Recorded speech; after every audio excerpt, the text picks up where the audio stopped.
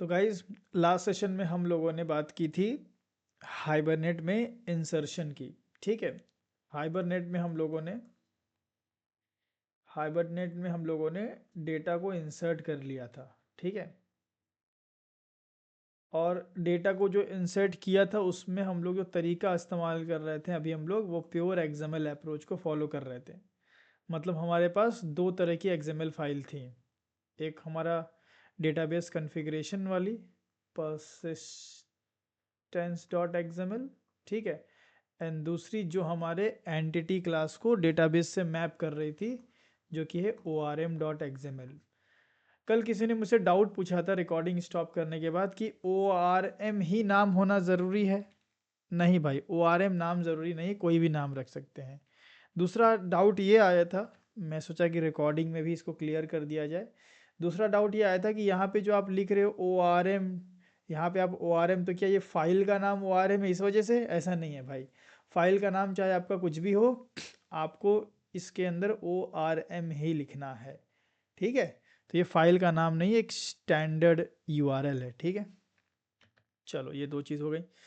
Then हम लोग का जो चल रहा था डेटा इंसर्ट, बेसिकली हमें क्रड ऑपरेशन करना था, हमें क्रड करना था, लेकिन हमने अभी सिर्फ इंसर्ट ही किया था, प्योर जावा एक्सएमएल के तरीके से किया था, प्योर एक्सएमएल के तरीके से किया था। ठीक है, तो आज के सेशन में सबसे पहले हम लोग क्या करेंगे, अपने क्रड को कंप्लीट करेंगे। सबसे पहला काम ये करेंगे, क्रड कंप्लीट होने के बाद देन हम ORM को एलिमिनेट करेंगे, persistence.xml को भी एलिमिनेट करेंगे, and slightly pure Java approach की तरफ हम बढ़ेंगे। ठीक है, आइए। तो एक बार हम लोग यहाँ पे क्या करते हैं, माइस्क्वेल वर्कबेंच ओपन कर लेते हैं, वर्कबेंच। ठीक है, ये हमारा वर्कबेंच ओपन हो गया, एंड इसमें हम लोगों का जो डेटा आया था वो HBN के अंदर टेबल एम्प्लॉय ये आया था। ठीक है, परफेक्ट। अब इसी डेटा को अगर मान लो कि मुझे भाई रीड करना है, सेम डेटा को मुझे रीड करना है तो कैसे होगा, सेम डेटा को अपडेट करना या डिलीट करना है तो कैसे होगा। तो मैं क्या करता हूँ, यहाँ से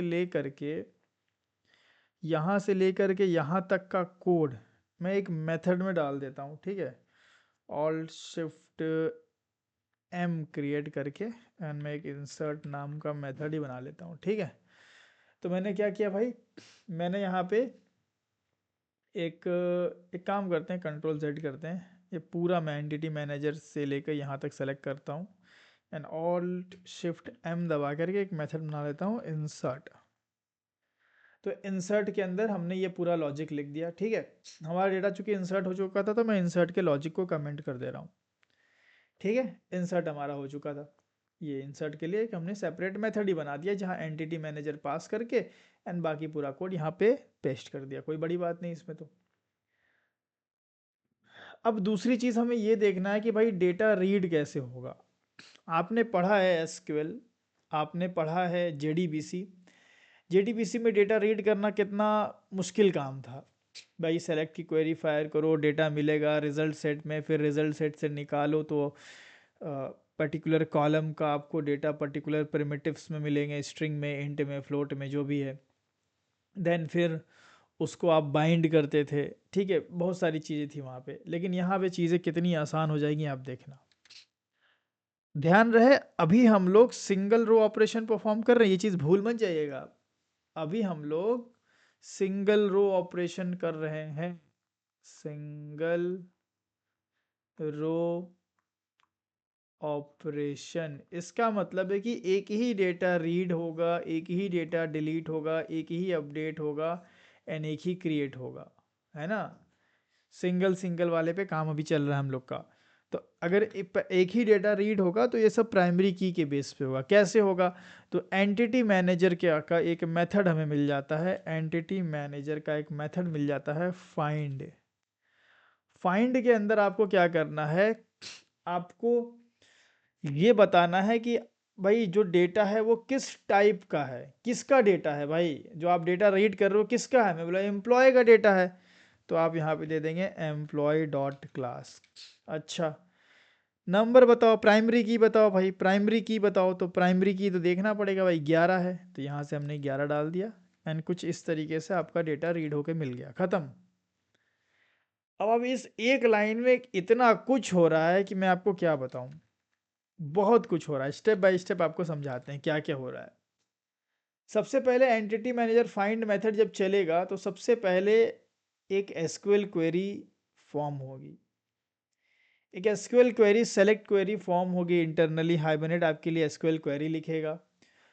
उस एसक्यूएल क्वेरी को प्री कंपाइल करके 11 भेज करके एंड देन आपको आप देन उसको इंटरनली रिजल्ट सेट का ऑब्जेक्ट मिलेगा।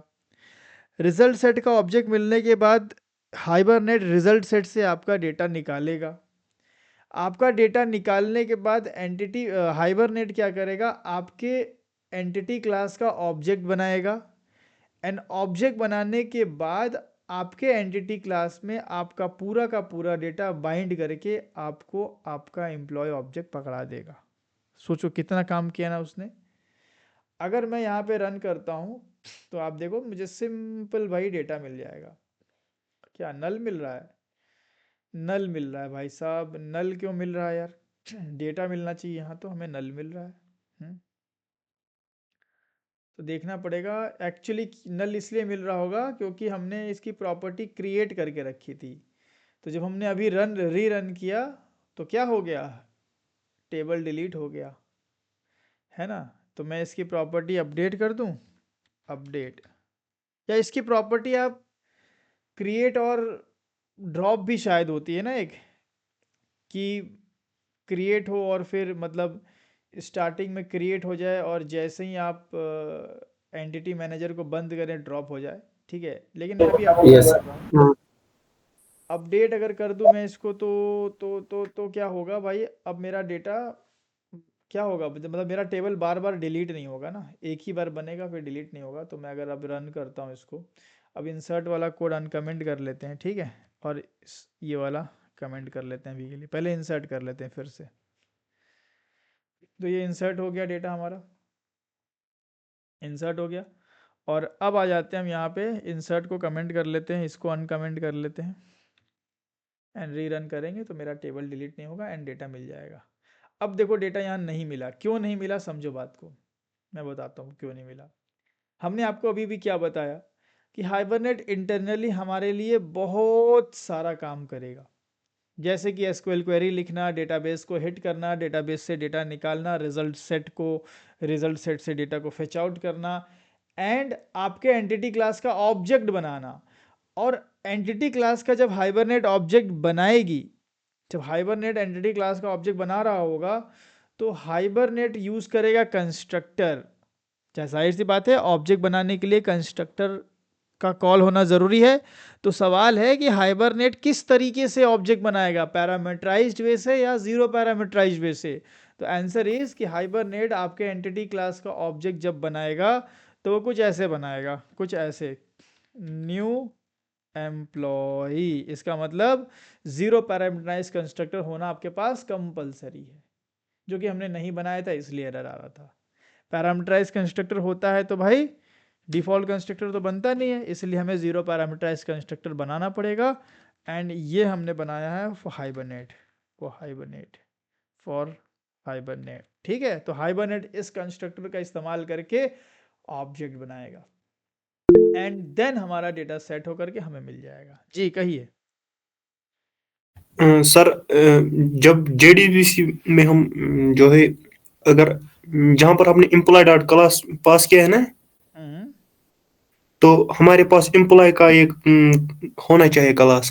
हम्म। अगर हम इसे डिलीट करेंगे तो ये एरर देगा, है ना सर?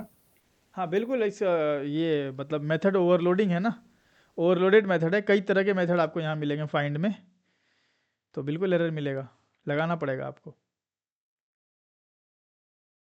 आपको टाइप बताना पड़ेगा सो दैट ये समझ पाए कि भाई किस टाइप में मुझे ला करके डेटा होल्ड करना है, तो फिर एम्प्लॉय का ऑब्जेक्ट बनाएगा ये।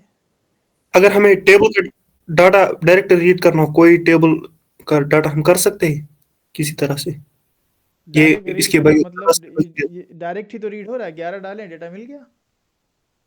नहीं, जैसे हम जेडीबीसी में अगर होता था, डाटाबेस होता था, फिर उसका टेबल होता था, वैसे हम यहाँ पर कर कर सकते हैं। नहीं समझ में आ रहा आप क्या बोल रहे हो। जेडीबीसी में कहाँ डेटाबेस टेबल होता था, वो तो माई एसक्यूएल में होता था। अब वो तो यहाँ भी है, डेटाबेस टेबल तो यहाँ भी है। जो पहले हम बनाते थे ना टेबल डायरेक्ट, इसमें डाटाबेस बनाते थे हम पहले डायरेक्ट ये इसका, कोई अगर हम बनाते थे कोई डाटाबेस, फिर उसमें टेबल होते थे, हम्म। तो फिर हम किसी पर्टिकुलर डाटाबेस का कोई पर्टिकुलर टेबल डायरेक्ट ये रीड करते थे। डायरेक्ट रीड करते थे मतलब क्या, मतलब यहाँ पे भी तो रीड हो ही रहा है ना, डायरेक्ट ही तो रीड हो रहा है। नहीं सर, विदाउट क्लास से कर सकते हैं, ये पूछ रहे हैं हम। अच्छा ये बोल लो कि इसके बिना, नहीं नहीं नहीं कर सकते हाइबरनेट में बिना एंटिटी के। ओआरएम टूल है ना भाई, आप ओआरएम का ही गला घोट देंगे। Object relational mapping, object relational mapping में ऑब्जेक्ट का होना कंपलसरी है। विदाउट एंटिटी आप कोई भी ऑपरेशन परफॉर्म कर ही नहीं सकते। पर यही बोल रहा था। हाँ तो आप क्लास बोले होते हैं, आप डायरेक्ट डायरेक्ट डायरेक्ट शब्द से फिर तो बहुत सारी मीनिंग निकलती है ना। आपको वो ये पूछना चाहिए था कि क्या हम यहाँ पे विदाउट एंटिटी क्लास या विदाउट एम्प्लॉय क्लास, क्या मैं डायरेक्ट सिर्फ आईडी दे के डेटा एक्सेस कर सकता हूँ? नहीं कर सकते।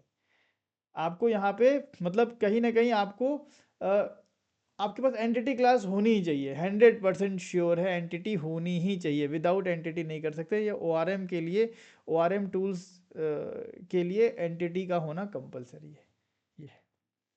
तो ये एम्प्लॉय दे दिया हमने, 11 दे दिया। अब इंटरनली एम्प्लॉय क्लास का ऑब्जेक्ट भाई अब बनेगा, क्योंकि अब हमने यहाँ पे कंस्ट्रक्टर दे दिया, हाइबरनेट इसको यूज़ करेगा and it will create object for C, and data आपको मिल गया टू स्ट्रिंग से।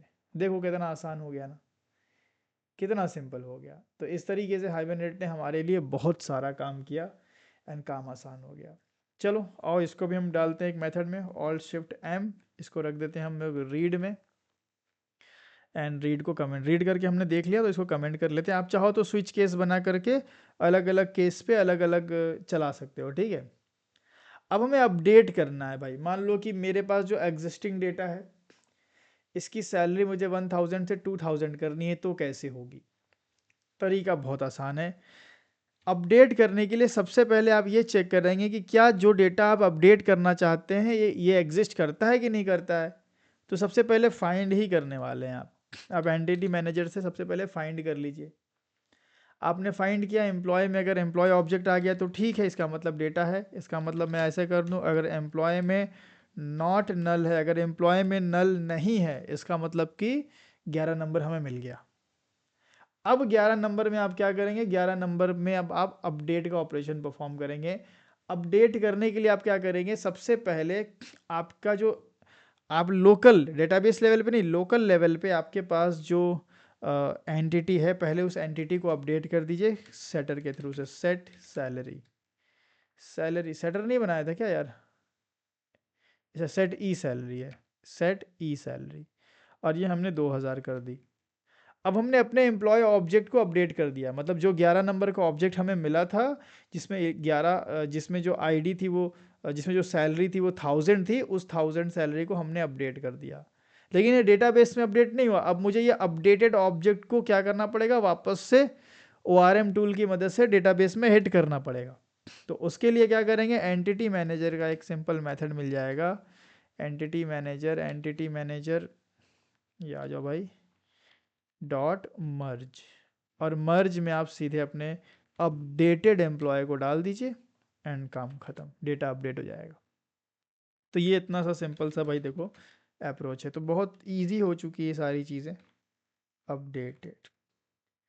ठीक है, तो आइए इसको भी चेक कर लेते हैं। अच्छा ये अपडेट नहीं होगा अभी क्योंकि ट्रांजैक्शन ज़रूरी है ना। नॉन सेलेक्ट ऑपरेशन में मैंने कल बताया था कि भाई हाइबरनेट क्या है, by default auto commit mode false में होता है, ठीक है। ऑटो कमिट मोड ट्रू नहीं होता, ऑटोमेटिकली कमिट नहीं होता भाई। हमें ऑटोमेटिकली क्योंकि कमिट नहीं होता तो हमें मैन्युअली कमिट करना पड़ता है। तो उसके लिए क्या तरीका बताया था, ट्रांजैक्शन को बिगिन करेंगे, हाँ, get transaction, get transaction, and transaction को बिगिन करेंगे हम यहीं पे, कहीं भी कर सकते हैं आप, मर्ज से पहले, ठीक है। Transaction dot begin and after merge आप कमिट कर दें transaction, transaction dot commit, that's it. And commit करने के बाद अपडेटेड आप दे दें। तो आइए रन करते हैं, इसको देखते हैं। तो ये अपडेट की क्वेरी भी चलिए परफेक्ट अपडेटेड आया है, क्रॉस चेक कर लेते हैं। यहाँ पे हम उधर भी कर सकते थे, यहाँ कर लेते हैं सैलरी 2000। ठीक है, तो इस तरीके से अपडेट हो गया हमारा। चलिए अब इसको भी उठाया जाए पूरा यहाँ से यहाँ तक। ऑल्ट शिफ्ट एम, मेथड का नाम रख देते हैं अपडेट, एंड देन इसको हम कर लेते हैं कमेंट। ठीक है, चलो अपडेट हो गया। तीन चीज़ें आपने देख लिया। लास्ट हम लोग डिलीट देख लेते हैं। डिलीट देखने के बाद फिर कुछ कॉन्फ़िगरेशन पे बात करेंगे। डिलीट के लिए भी तरीका वही रहेगा। सबसे पहले आपको गेट कर लेना है, ये चेक करना है कि डेटा एग्जिस्ट करता है कि नहीं। तो आप सिंपल फाइंड कर लें, आप फाइंड कर लें, यहाँ से आपको एम्प्लॉय मिल गया। ठीक है, हमें पता है भाई 11 नंबर है, तो हम मान गए एम्प्लॉय मिल गया। हो सकता है कि एम्प्लॉय ना भी हो, तो भाई नल की चेकिंग हमेशा यहाँ पे कर लेनी चाहिए, अच्छा रहता है, क्योंकि भाई नल आ गया तो फिर नल पॉइंटर से आप बच जाओगे। तो इसीलिए आप यहाँ पे नल की चेकिंग कर लो कि कहीं एम्प्लॉय नल तो नहीं। अगर नल नहीं है तो फिर हम एम्प्लॉय पे कोई ऑपरेशन परफॉर्म करेंगे। हालांकि इस बार कुछ अपडेट तो करना नहीं है, तो मैं क्या करूँगा, ट्रांजैक्शन को बिगिन करूँगा और मैं क्या करूँगा, यहाँ पे कमिट करूँगा, यहाँ डिलीटेड लिख दूँगा। अब यहीं बीच में डिलीट का कोड लिखना है। तो एंटिटी मैनेजर का मेथड मिल जाएगा रिमूव, एंटिटी मैनेजर, एंटिटी, यार EM लिखने से आ क्यों नहीं रहा यार ये, एंटिटी मैनेजर डॉट रिमूव और यहाँ पे आप सिंपल एम्प्लॉय डाल दें। ठीक, खत्म खेल। इतना इसी कहानी होती है भाई। देखो तो CRUD ऑपरेशन कितना इजी हो गया। अब यही काम अगर आप JDBC में करते हैं तो आपको काफ़ी टाइम लगता।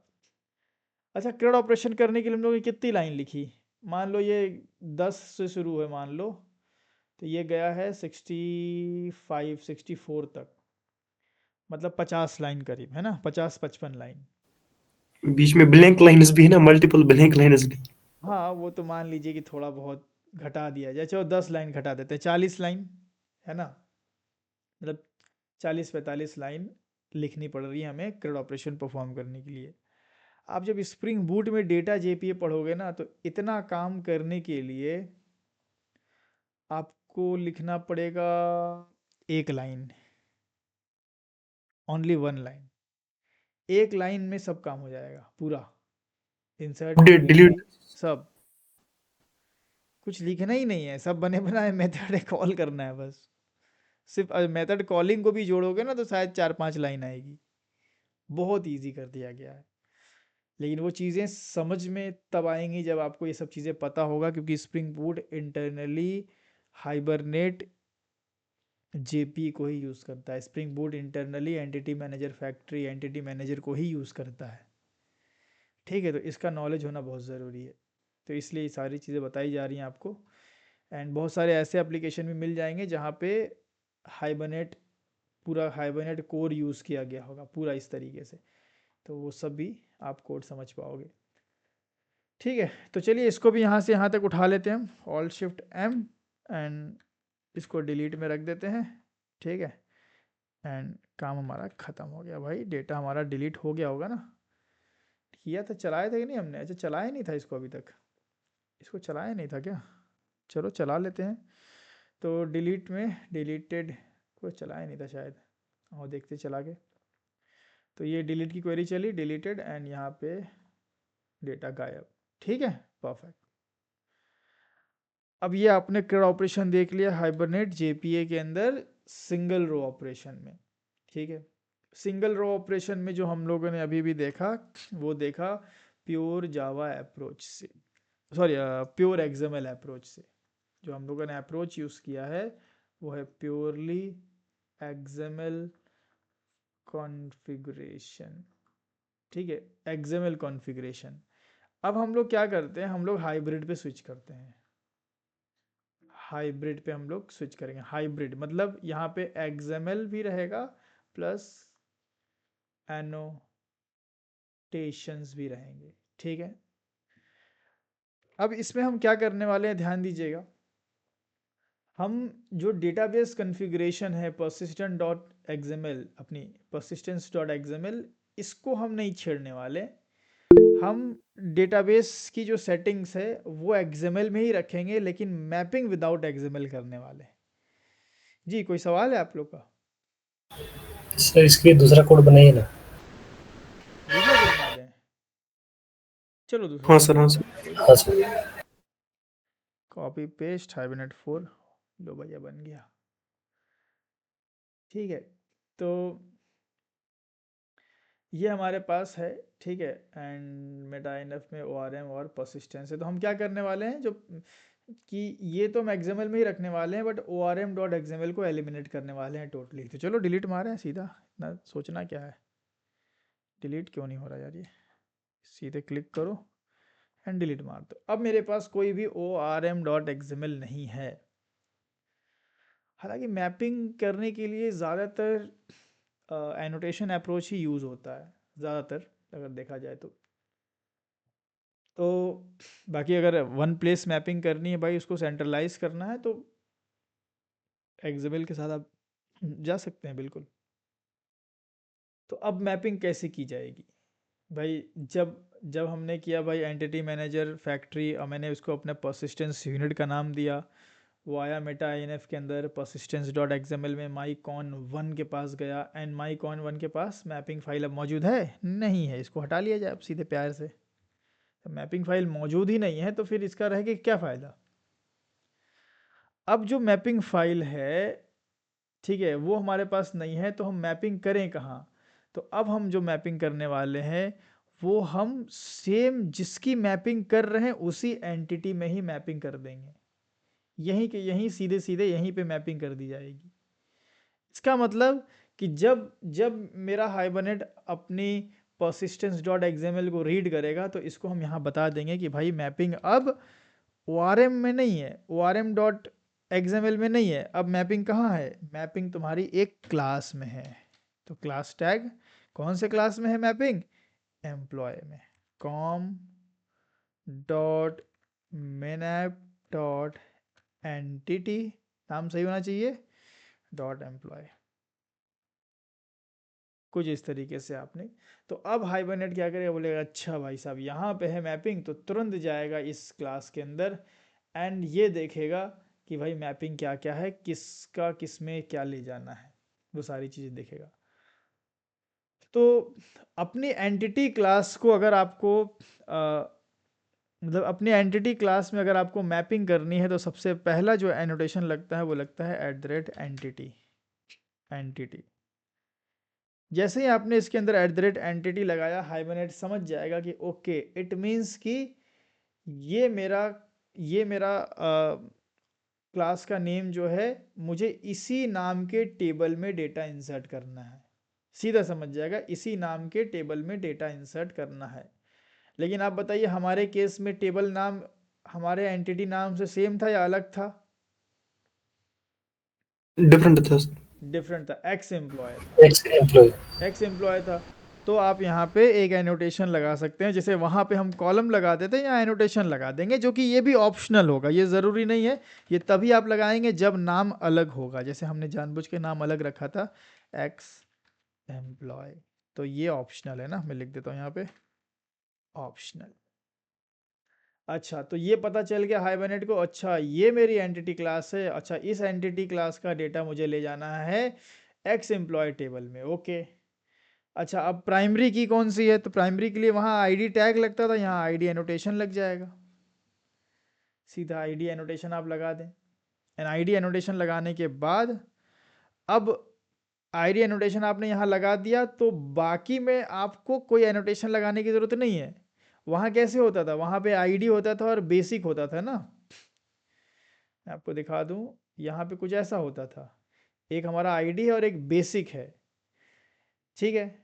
यहाँ पे अगर आपने एक एक फील्ड के ऊपर आईडी लगा दिया, तो बाकी ऑटोमेटिकली बेसिक बन गए, कुछ बोलने की ज़रूरत नहीं है। तो समझ जाएगा, अच्छा ये प्राइमरी की है और ये बाकी नॉर्मल कॉलम्स हैं, ठीक है। तो अब EID फील्ड का डेटा वो ले जाएगा EID नाम के कॉलम में। क्या हमारा EID था या अलग था? आईडी है। तो अब एक ऑप्शनल एनोटेशन यहाँ पे आप लगाएंगे, जिसका नाम है @कॉलम, एंड यहाँ से कॉलम का नेम आप दे देंगे, ठीक है। कॉलम का यहाँ पे आप नेम दे देंगे। कॉलम का नेम क्या दे देंगे भाई? आईडी, कुछ इस तरीके से। देन इसी तरह, अच्छा इसको ऐसे भी दे सकते थे क्या हम लोग, अगर मैं डायरेक्ट दे दूं, काम कर रहा है, नहीं कर रहा है, चलो कोई बात नहीं, ऐसे दे दिया, ठीक है। बाकी सबके कॉलम का नेम अलग था हमारा, तो हर जगह आप कॉलम कॉलम कॉलम यूज़ कर लेंगे। इन कहीं आईडी है, कहीं नेम है, कहीं एड्रेस है, कहीं सैलरी है। बाकी अगर मान लो किसी को यूनिक वगैरह करना है या लेंथ वेंथ करना है तो यहाँ पे मिल जाता है आपको, ठीक है। जैसे मान लो एड्रेस की लेंथ हमें सेट करनी है, तो लेंथ मिल जाएगा, एट्रीब्यूट लेंथ कर दिया हमने 200। तो जो एड्रेस हमारा जो टेबल बनेगा उसकी लेंथ 200 होगी, ठीक है। तो एड्रेस टेबल की लेंथ हमारी 200 होगी। जी कहिए। सर अगर लेंथ सेट करते हैं तो बहुत जगह वेबसाइट पे देखने को मिलता है कि उसमें लेंथ मिनिमम और मैक्सिमम लिखा रहता है। हम जहाँ सेट कर रहे हैं लेंथ तो ये मैक्सिमम हो रहा है, हाँ, तो मिनिमम कैसे सेट करते हैं? मिनिमम के लिए वैलिडेशन करते हैं, मिनिमम के लिए सर्विस लेयर पे वैलिडेशन करते हैं, शायद हमने किया था कभी। जो डेटा आता था सर्विस लेयर पे तो वहाँ पे हम बोल देते थे कि भाई अगर 5 से छोटा है और 20 से बड़ा है तो रिटर्न कर दो इनवैलिड नेम सर्वलेट में। सर्वलेट में। किया है कि नहीं किया वो है? तो ओके मेन सर, में वो ये सर बोल रहा किया था है। सर, उसमें कंडीशन लगा करके। हाँ बस वो लेकिन वाला यहाँ पे काम अगर किया कैसे हो, था। डेटाबेस यहाँ लेवल पे पे कैसे? सिर्फ मैक्सिमम वैल्यू दी जाती है, मिनिमम नहीं दी जाती है। एक मैक्सिमम वैल्यू देते हैं, मिनिमम तो नहीं देते हैं भाई, जहाँ तक हमें ध्यान है। तो जो डेटा है वो कई लेयर पे वैलिडेट होता है। एक पहला वैलिडेशन लगा सकते हो आप HTML का ही लगा सकते हो, दूसरा आप जावा स्क्रिप्ट का लगा सकते हो, लेकिन वो वैलिडेशन जो है वो ब्राउज़र क्लाइंट साइड पे होता है तो उसको कोई ईजिली ट्रिक कर सकता है। तो देन तीसरा वैलिडेशन आपका लगता है इधर अपना बैकएंड पे सर्विस लेयर पे, एंड सर्विस लेयर के बाद फिर डेटाबेस में मैक्स लेंथ का वैलिडेशन रहता है। तो मिनिमम अगर सेट करना है ना कि मिनिमम इतना होना चाहिए, तो वो आप फिर आपको सर्विस लेयर पे करना पड़ेगा, क्योंकि डेटाबेस बेसिकली मतलब डेटाबेस का जो कॉलम है ये डेटा को होल्ड करता है। तो यहाँ पे हम एक साइज़ बताते हैं कि भाई इतनी मैक्सिमम साइज़ का आप इंसर्ट कर सकते हो। यहाँ पे वैसे कोई रेंज वाला सिस्टम नहीं होता जनरली, ठीक है। तो ये हमने डिसाइड कर दिया। और अभी मैं क्या कर लेता हूँ, चूंकि मैंने मैपिंग बदली है, मुझे याद नहीं ये पुराना क्या लेंथ वेंथ रहा था, तो मैं persistence डॉट एक्सएमएल में आके इसको क्रिएट कर लेता हूँ सो दैट हमारा टेबल रिक्रिएट हो जाए, ठीक है। तो ये हमारा नया मैपिंग है, परफेक्ट। तो इस तरीके से आप मैपिंग देख करके orm.xml से छुटकारा पा सकते हैं। orm.xml में देख लो आप कितना कॉम्प्लेक्स था पहले, अभी कितना ईजी हो गया। ये देखो, ये पूरा लफड़ा यहाँ पे करना पड़ता था और यहाँ एकदम क्लीन आपने कर दिया। लेकिन वही बात है कि अब ये जो एनोटेशंस हैं, अगर आपके पास 50 क्लास है तो 50 क्लासेस में एनोटेशंस आपके होंगे, ठीक है। तो ये कोई सेंट्रलाइज्ड वे नहीं है ये चीज़ है, लेकिन जनरली चूंकि क्विकली आपने कर लिया, बहुत क्विक एंड फास्ट तरीका है, इसलिए ये ज़्यादा फेमस है मार्केट में। चलो आओ इसको रन करके देखते हैं कि हमारा इंसर्ट होता है कि नहीं डेटा इस मैपिंग के हिसाब से। हालांकि persistence डॉट एक्सएमएल में हमने क्लास तो दिया ही हुआ है, तो काम तो हो जाना चाहिए, ठीक है। एक्स एम्प्लॉय वगैरह, चलो एक बार चेक कर लेते हैं। राइट क्लिक करेंगे, रन एज जावा एप्लीकेशन, तो देखिए प्रॉपर हमारा डेटा इंसर्ट हो चुका है, ठीक है। ये देखिए, तो इस तरीके से अब आप ऐसी ही मैपिंग करो, ठीक है। एक्सएमएल वाला नॉलेज रखो, लेकिन इस तरह की मैपिंग पे आपकी प्रैक्टिस अच्छे से होना चाहिए। चलो, क्योंकि स्प्रिंग बूट वगैरह जो है वो एक्सएमएल को सपोर्ट नहीं करता, ध्यान रखिएगा। स्प्रिंग बूट जो है वो बाय डिफ़ॉल्ट उसके अंदर कोई एक्सएमएल का सपोर्ट नहीं है। स्प्रिंग बूट नो एक्सएमएल वाला मामला करता है, तो वहाँ पे जो भी मैपिंग्स होंगी वो ऐसे ही होंगी। तो ये तरीका ज़्यादा फेमस तरीका है, ठीक है। ये भी हो गया, हम लोग का मैपिंग भी हो गई। अब अगर मुझे persistence डॉट एक्सएमएल उड़ाना है तो क्या करेंगे? जी कोई सवाल है? सर आपने बोला कि सर स्ट्रिंग बूट नहीं सपोर्ट करता है XML को, तो सर एक बताया था आपने जैसे pom.xml होता है, तो वो कैसे होता है? नहीं, मतलब वो मैपिंग के लिए नहीं होता है, वो मैवेन का होता है। ओके। हाँ, वो मैवेन के लिए होता है। वो मतलब हमने कहने का मतलब है कि कॉन्फ़िगरेशन, ये मैपिंग की कॉन्फ़िगरेशन, डेटाबेस वगैरह की डिटेल्स ये एक्सएमएल में नहीं होती, जिसे स्प्रिंग एमवीसी के लिए हम इस एक्सएमएल वगैरह भी बनाएंगे आगे, वो सब नहीं होती उसमें। हाँ, मैविन के लिए एक्सएमएल ही यूज़ होता है उसमें, वो बताएंगे मैविन के बारे में आगे। चलो तो मैं इसको क्लोज ऑल कर देता हूँ, ठीक है। एंड हाइबरनेट 4 को कॉपी करके बना लेते हैं 5। अब भाई साहब ये तो ठीक है, चलो बढ़िया है कि हमारा orm.xml रिमूव हो गया। अब हमें क्या करना है, हमें अपना persistence.xml जो है इसको भी रिमूव करना है। लेकिन सबसे पहला सवाल ये है कि अगर मैं इसको रिमूव कर दूं तो मैं अपनी कॉन्फ़िगरेशन डिटेल कहाँ रखूं? ठीक है, तो मैं आपको बताता हूँ कि जो एक काफ़ी बेस्ट तरीका जो है, काफ़ी जो रिकमेंडेड अप्रोच है कॉन्फ़िगरेशन डिटेल्स को रखने का, ठीक है, मैं लिख देता हूँ यहाँ पे, where to store configuration details. ठीक है, बाय डिफ़ॉल्ट तो हम क्या देखते हैं, कहाँ पे होता है बाय डिफ़ॉल्ट? हाँ, persistence वेरिएबल मेटा inf के अंदर। मेटा -inf ना, Meta Yes, inf slash persistence.xml में। अब ये ना एक ओल्ड अप्रोच है, ये एक ओल्ड अप्रोच है, ठीक है, स्प्रिंग बूट वगैरह में ये नहीं चलेगा, ठीक है। तो ऐसा नहीं है कि भाई जेपीए से वीसी अप्रोच को सपोर्ट करती है, जेपी के अंदर दूसरे अप्रोच भी हैं। आप चाहें तो मेटा इनफ persistence.xml के बजाय आप अपनी कॉन्फ़िगरेशन डिटेल्स को प्रॉपरली एक डॉट प्रॉपर्टीज फाइल में रख सकते हैं। कॉन्फ़िग, नाम कुछ भी हो सकता है, कॉन्फ़िग ज़रूरी नहीं है ना, डॉट प्रॉपर्टीज फाइल, ये जो है ये रिकमेंडेड अप्रोच है, ठीक है, रिकमेंडेड अप्रोच, ये रिकमेंडेड अप्रोच है।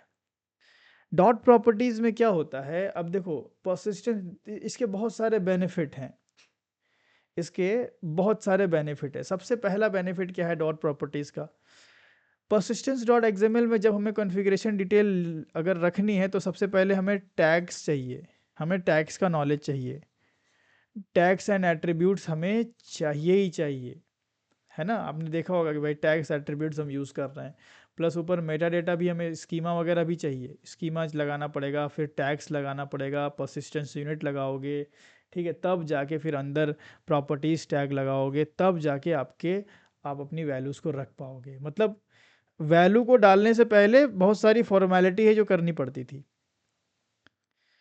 लेकिन कॉन्फ़िग डॉट प्रॉपर्टीज एक सिंपल प्रॉपर्टी, मतलब एक सिंपल फाइल होती है जिसके अंदर आप डॉट प्रॉपर्टीज एक्सटेंशन है, ये एक ऐसी फाइल है जिसके अंदर आप की वैल्यू पेयर में डेटा रख सकते हैं। मतलब मेरे को मान लो कि यूआरएल रखना है ना, मैं ऐसे रखूँगा URL is equal to JDBC colon MySQL colon, जो भी आप जान लो यूआरएल क्या होने वाला है ना। सॉरी, यूआरएल मैंने गलत लिख दिया क्या, यूआरएल क्या होगा, लोकल होस्ट ना, नहीं सर, यही होगा हाँ JDBC JDBC कोलन, हाँ MySQL colon local host colon. Local host colon port number 3306, ऐसे मतलब, ठीक है। तो बस ऐसे ही आपको लिख देना की और वैल्यू, आपको यूज़र नेम लिखना है, कुछ भी नाम दो, जरूरी नहीं यूज़र नेम दो, यूज़र दे दो, रूट, पासवर्ड लिखना है पास रूट, ड्राइवर लिखना है driver is equal to driver. मतलब भाई सिंपल, आप यहाँ पे की वैल्यू पेयर में डेटा को रख सकते हो, कहने का मतलब ये है। लेकिन अगर वही persistence.xml में जाओगे तो वहाँ पे भाई इतना क्लीनर और इजी टू रीड अप्रोच नहीं होगा। तो config.properties persistence.xml से ज़्यादा क्लीन है, क्लीन एंड रीडेबल है, पहली चीज़।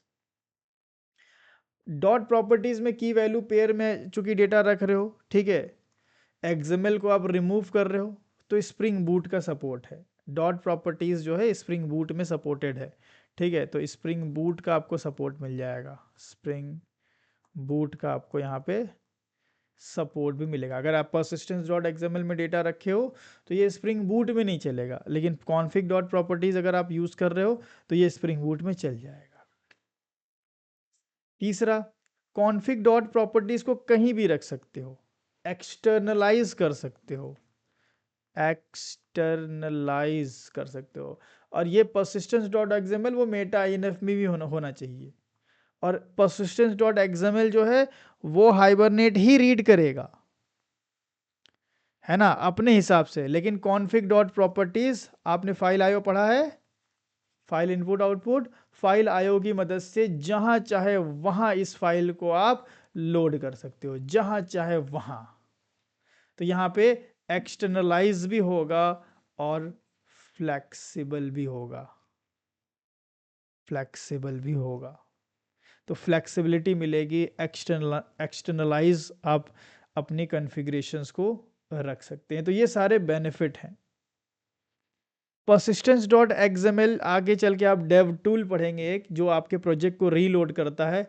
तो persistence डॉट एक्सएमएल जो होता है वो ये इतना इजीली रीलोड नहीं होता, ऑटोमेटिक इतना इजीली रीलोड नहीं होगा। इसके लिए पूरा का पूरा प्रोजेक्ट को रीबिल्ड रीस्टार्ट करना पड़ेगा, तब persistence डॉट एक्सएमएल रीलोड होता है। config डॉट प्रॉपर्टीज बहुत इजीली रीलोड हो जाती है, जिसको बोलते हैं हॉट रीलोडिंग, हॉट रीलोडिंग। तो ये सब फीचर मिलेगा आपको, प्रॉपरली क्विकली रीलोड होगा, फ्लेक्सिबल होगा, जहाँ चाहे वहाँ config डॉट प्रॉपर्टीज़ को आप रख सकते हो, जहाँ चाहे वहाँ इस प्रॉपर्टीज़ फाइल को आप लोड करके इसके अंदर से डेटा निकाल सकते हो। सिंपल तरीके से की वैल्यू पेयर में इसके अंदर डेटा रखा हुआ आता है, स्प्रिंग बूट का भी सपोर्ट मिल जाता है। That is why persistence dot XML एक बाई डिफ़ॉल्ट अप्रोच दिया गया है, लेकिन ये एक ओल्ड अप्रोच है। डॉट प्रॉपर्टीज फाइल एक रिकमेंडेड और आईटी स्टैंडर्ड का अप्रोच है जो हमें यूज़ करना चाहिए। अब ये कैसे यूज़ होगा भाई, आइए समझते हैं इसको। तो सबसे पहले हम इसको क्लोज ऑल कर लेते हैं, DA5 है ना। तो SRC पे राइट क्लिक करके आप यहीं पे आप क्या करें, एक अदर पे जाके एक फ़ाइल बना लें। फाइल सर्च करोगे तो यहाँ पे नहीं आ रही फाइल का ऑप्शन, एक बार फिर चेक करें, राइट क्लिक न्यू, यही मिल गया फाइल, ठीक है। नाम दे दो, कौन, नाम कुछ भी दे सकते हैं, पहले मैं बता रहा हूँ, ऐसा जरूरी नहीं कि आप कॉन्फ़िग ही नाम दे, ठीक है। तो नाम दे दें हम config डॉट प्रॉपर्टीज, ये हो गया आपका, यानी आपने दे दिया। स्प्रिंग बूट के अंदर बाय डिफ़ॉल्ट एक प्रॉपर्टीज फाइल मिलती है जिसका नाम होता है एप्लीकेशन डॉट प्रॉपर्टीज, या एप्लीकेशन डॉट, बाय डिफ़ॉल्ट तो डॉट प्रॉपर्टीज देता है, YML फाइल में भी कर सकते हो, ठीक है। लेकिन ठीक है, प्रॉपर्टीज फाइल में हम लोग अभी सीखते हैं की वैल्यू पेयर में। तो config डॉट प्रॉपर्टीज ये हमारी ओपन हो गई। सबसे पहले क्या करेंगे, config डॉट प्रॉपर्टीज में हमें अपना डेटा रखना है, और सिंपल इसके अंदर आप की वैल्यू पेयर में डेटा रखेंगे। तो कुछ भी लिख सकते हो यार इसमें की वैल्यू पेयर में, ऐसा ज़रूरी नहीं कि आप जैसे यहाँ पे लिख रहे थे वैसा ही लिखो, लेकिन मैं कॉपी पेस्ट कर ले रहा हूँ, ये जाएगा थोड़ा सा मेरे लिए।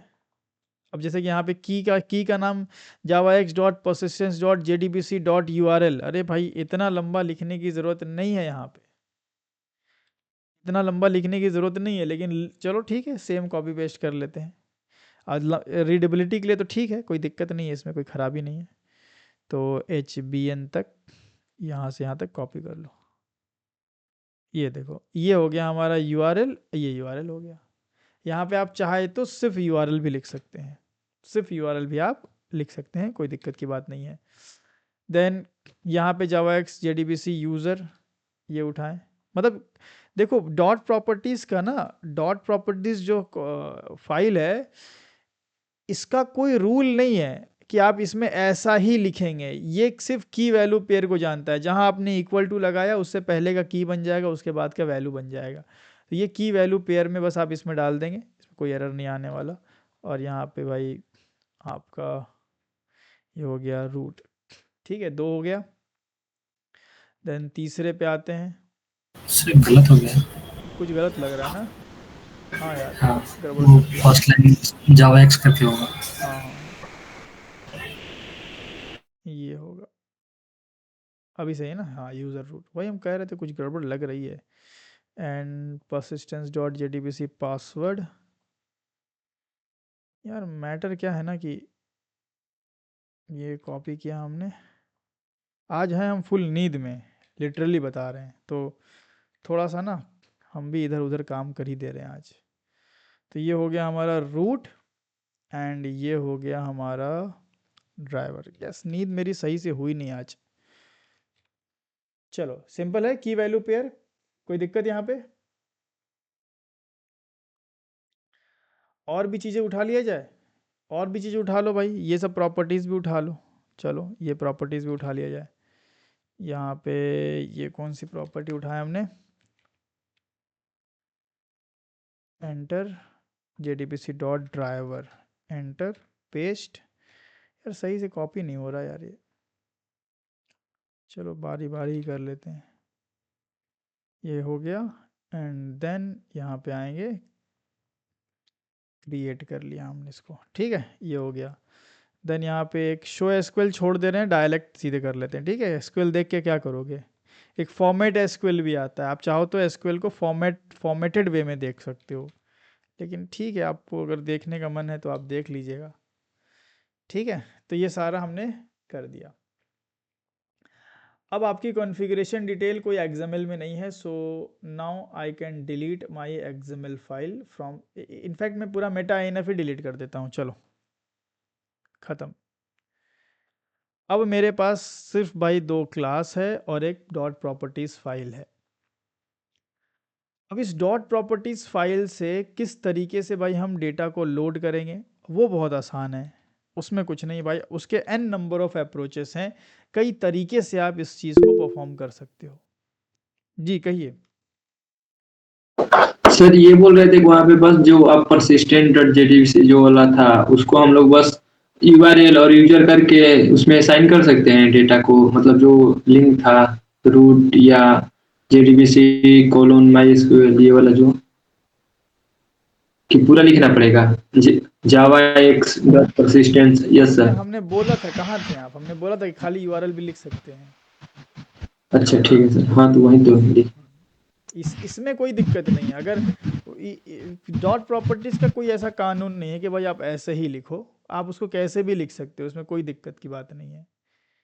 लेकिन जब आप इस फाइल को रीड करोगे तो रीड करके जिसको आपको डेटा देना है उसका ये रूल हो सकता है कि मेरे को की ऐसी चाहिए, तो इसीलिए हम हाइबरनेट JPA का कन्वेंशन यूज़ करते हुए हम ये वाला एज इट इज़ लिखे, हालांकि डॉट प्रॉपर्टीज़ का कोई ऐसा रूल नहीं है, ठीक है। तो हम यहाँ पे क्या करने वाले हैं, हमें डॉट प्रॉपर्टीज़ को रीड करना है। कैसे करते हैं कोई प्रॉपर्टी फाइल रीड? हाँ भाई, किसी को आइडिया है? Input stream. इनपुट स्ट्रीम का यूज़ करेंगे।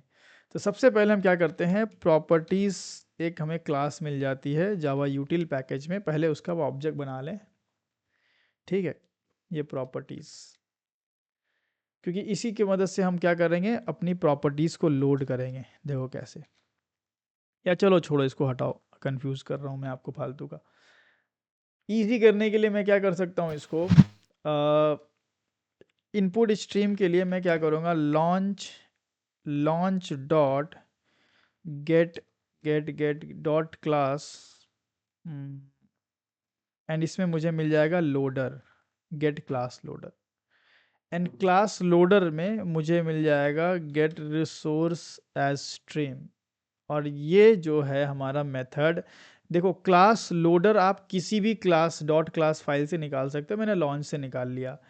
क्लास लोडर का एक मेथड होता है गेट रिसोर्स एज स्ट्रीम, मतलब आप रिसोर्स को गेट कर रहे हैं एज अ स्ट्रीम। तो जब गेट करेंगे स्ट्रीम के थ्रू तो वो स्ट्रीम आउटपुट स्ट्रीम होगी कि इनपुट स्ट्रीम होगी, आप गेट कर रहे हैं, ले रहे हैं डेटा,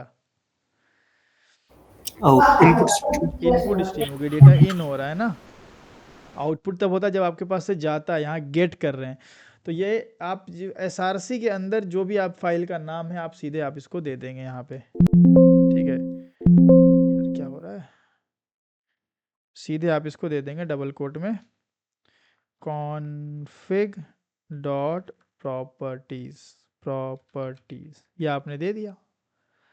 एंड ये आपको मिल जाएगा यहाँ पे सिंपल सा इनपुट स्ट्रीम। ये देखिए, और भी तरीके थे, हम चाहते तो फाइल इनपुट स्ट्रीम को ऑब्जेक्ट बना करके और फिर यहाँ से निकाल सके, वो भी एक तरीका था, लेकिन ये एक आपको मैं सबसे आपको मतलब शॉर्ट अप्रोच बता रहा हूँ, इजी। ठीक है, इनपुट स्ट्रीम का आपको ऑब्जेक्ट मिल गया यहाँ पे। जी कहिए, कोई डाउट है? सर ये बोल रहे थे कि जैसे लंच डॉट क्लास वाला जो क्लिक है उसके बाद कैसे डायरेक्ट उसका ऑब्जेक्ट बना लेते हैं, जैसे एक क्लिक में इनपुट स्ट्रीम का एक वो बना ना आईएस ऑब्जेक्ट, एक क्लिक करने पे कैसे हो जाता है, शॉर्टकट इसका क्या है? ऑल्ट शिफ्ट एल प्रेस करता हूँ मैं, okay thank you alt sir. Shift L. हाँ, अब ये बन गया हमारा। अब इस इनपुट स्ट्रीम में कॉन्फिग डॉट प्रॉपर्टीज पूरी हमारी एज ए स्ट्रीम आ जाएगी। अब उस प्रॉपर्टी को हमें क्या करना है, लोड करना है। तो वो कैसे होगा भाई, उसके लिए मुझे चाहिए प्रॉपर्टीज ऑब्जेक्ट, न्यू प्रॉपर्टीज जावा यूटिल, क्योंकि प्रॉपर्टीज फाइल को इनपुट स्ट्रीम से जब प्रॉपर्टीज फाइल आएगी तो उस, चूंकि वो की वैल्यू पेयर में है, तो आपके पास कोई ऐसा ऑब्जेक्ट भी होना चाहिए जो की वैल्यू पेयर में इसको लोड कर सके। तो प्रॉपर्टीज ही वो ऑब्जेक्ट है, एंड इसका मेथड मिलेगा लोड, एंड यहाँ पर आप लगा देंगे आई एस। ये चेक्ड एक्सेप्शन है, ट्राई कैच लगा दो एंड पूरे कोड को अंदर डाल दो। ठीक है, पूरे कोड को आप अंदर डाल दो एंड एक्सेप्शन कर लो भाई, कोई एक्सेप्शन यहाँ पे सब हैंडल हो जाए। ये देखो सिंपल तरीका। तो आपने प्रॉपर्टीज से क्या किया, सारी चीज़ों को लोड कर लिया। अब लोड करने के बाद अब आपकी जो ये प्रॉपर्टीज ऑब्जेक्ट है, ठीक है, लोड करने के बाद अब इस प्रॉपर्टीज ऑब्जेक्ट में आप डेटा निकाल के देख सकते हो। कैसे भाई, प्रॉपर्टीज डॉट गेट प्रॉपर्टी, और यहाँ पे आपको अपने की का नाम देना है। तो की और वैल्यू दोनों ही आया होगा इसके अंदर। तो properties dot get get get get property, नहीं है यार, मेथड मिलना चाहिए ना इसका। चलो दूसरा मेथड होगा कुछ, प्रॉपर्टी नेम करके था यार, मुझे याद आ रहा है, हाँ स्ट्रिंग प्रॉपर्टी नेम। तो इस तरीके से अगर हम करें तो नहीं आ रहा है, लेट मी चेक फर्स्ट। सबसे पहले क्या करते हैं हम कि स्ट्रिंग प्रॉपर्टी नेम निकालते हैं सारा। तो set of string property name मिल गया। एक बार क्या करते हैं, इस सेट को हम प्रिंट करके देखते हैं, ठीक है, क्या आ रहा है इस सेट में। बाकी कहानी बाद में, पहले इस सेट को प्रिंट किया जाए कि क्या मुझे कीज़ मिल रही हैं सारी। ठीक है, इस सेट को हमने प्रिंट किया और एंटिटी मैनेजर वगैरह इधर सब कमेंट कर लेते हैं, पूरा कोड सिर्फ इतना ही चलेगा अपना। ठीक है, रन एज जावा एप्लीकेशन। क्या हमें सारी कीज़ मिल रही है, बताइए? Yes sir. है ना। तो इस तरीके से आप कॉन्फिग डॉट प्रॉपर्टीज़ को रीड कर सकते हैं। कॉन्फिग डॉट प्रॉपर्टीज़ को इनपुट स्ट्रीम से रीड करें। अब ये खास तरह की फाइल है जो की वैल्यू पेयर को रखती है, तो उसको भाई प्रॉपरली मैनेज करने के लिए आप इनपुट स्ट्रीम को दे दें, किसको, प्रॉपर्टीज़ ऑब्जेक्ट को। कैसे देंगे, प्रॉपर्टीज़ ऑब्जेक्ट बना करके उसका एक मेथड है लोड, उसको दे देंगे। तो जितनी भी इनपुट स्ट्रीम से आ रही थी प्रॉपर्टीज़ की वैल्यू पेयर में, सब इस ऑब्जेक्ट में आ गई। अब इससे निकालने के लिए, की निकालने के लिए string properties name method use करेंगे, और वैल्यू निकालने के लिए आप यूज़ करेंगे जो हमने लगाया था डॉट, क्या नाम था उसका, ये गेट प्रॉपर्टी। अब इसमें नेम देना है, तो एक एक नेम देना है, तो फिर मैं इसको इटरेट कर लूँ। फॉर ईच लूप लगा लेता हूँ, स्ट्रिंग की कोलन, और ये मेरा सेट है। सेट से पहली वैल्यू, पहली की निकलेगी और इसमें स्टोर हो जाएगी। क्यों भाई, सही है। और ये की हम यहाँ पास कर देंगे। कोड समझ में आ रहा है सबको? Yes sir. है ना। और कुछ इस तरीके से आप, ये आपकी वैल्यू मिल गई। वैल लिख देता हूँ मैं, एनसिस आउट वैल्यू। ठीक है, तो मैं यहाँ पे की और वैल्यू दोनों प्रिंट करता हूँ। तो मैं पहले की प्रिंट करूँगा, फिर एक स्पेस दूंगा, फिर ये करूँगा, and then equal to 3-4 equal to लेके रन करके दिखाता हूँ आपको। देखो सही है। पूछिए, कोई सवाल है तो आपका। सर ये हमने यहाँ पर वो ये सेट रिटर्न करता है, ये स्ट्रिंग प्रॉपर्टीज नेम। ये मेथड है जिसकी मदद से हमें जितनी भी कीज़ हैं वो सेट एक कलेक्शन के फॉर्म में मिल जाती है। कीज़ मिलेंगी आपको, फिर उस कीज़ से आप वैल्यू निकाल सकते हो। सब प्रॉपर्टीज है वो इंटरनली मैप को इम्प्लीमेंट कर देगा। प्रॉपर्टी, हाँ बिल्कुल, मैप को इम्प्लीमेंट करती है। एक तरह का आप कह सकते हो कि इंटरनली जो इसका वर्किंग है ना, हाँ वो मैप से ही रिलेटेड है। जब ही से सेट मिल रहा है ना की हाँ वैल्यू। हाँ बिल्कुल, क्योंकि क्योंकि अब मैप मिलता तो भी उसको फिर आपको सेट में कन्वर्ट ही करना पड़ता। क्यों करना पड़ता? क्योंकि मैप के पास इटरेटर नहीं होता ना, तो हम क्या कर देते उसको मैप में लगा देते entry set. Yes yes yes. तो चीज़ें हैं। तो ये हमने क्या भाई, ये हम थोड़ा सा मतलब कोर जावा में जा करके आपको चीज़ें बता दी हैं कि भाई एक प्रॉपर्टीज़ फाइल को किस तरीके से रीड किया जाएगा। हालांकि हमें इतना नहीं करना है, हमें तो भाई ठीक है, ये तो हो गया हमारा, हमने आपको प्रिंट करके दिखा दिया। हालांकि हमें प्रिंट व्रिंट करना नहीं था, ठीक है, तो हटाओ ये सब। या मैं कोड कमेंट कर लेता हूँ, क्या हटा ही देते हैं, चलो या कमेंट रखते हैं। अब ये हो गया हमारे पास, हमने लोड कर लिया। अब लोड करने के बाद का क्या खेल है? लोड करने के बाद का खेल कुछ ऐसा है कि अब मुझे जो भी ये कॉन्फ़िगरेशन डिटेल है वो मुझे देना है किसको? एंटिटी मैनेजर फैक्ट्री को। अब एंटिटी मैनेजर फैक्ट्री को क्या भाई, इसके पास कुछ ऐसा है मामला? इसके पास तो कुछ ऐसा मामला दिख नहीं रहा यहाँ पे। देखो ये कैसे दिया जाएगा, ये इतना इजी नहीं भाई, ऐसा डायरेक्ट आप नहीं दोगे। इसको देने का क्या तरीका है, आप ये वाला तरीका यूज़ नहीं करेंगे। आप ध्यान रखिएगा, प्योर जावा अप्रोच में अगर आप persistence डॉट एक्सएमएल नहीं यूज़ कर रहे हैं तो आप ये वाला तरीका यूज़ नहीं करेंगे। मैं इसको कमेंट ही रखता हूँ, ठीक है। आप दूसरा तरीका यूज़ करेंगे। आपके पास सिंपल एक क्लास मिल जाएगी, new hibernate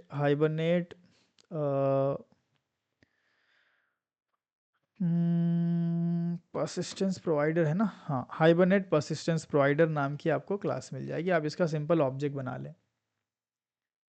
and hibernate persistence provider का आपको एक मेथड मिलेगा, ठीक है, क्रिएट एंटिटी मैनेजर फैक्ट्री, नहीं create container entity manager factory, ये वाला। क्योंकि इसमें देखो क्या ले रहा है, इसमें परसिस्टेंस यूनिट नेम मांग रहा है और मैप मांग रहा है। और या ये भी यूज़ कर सकते हैं ना यार, एक बार इसका हम रिटर्न टाइप चेक कर लें।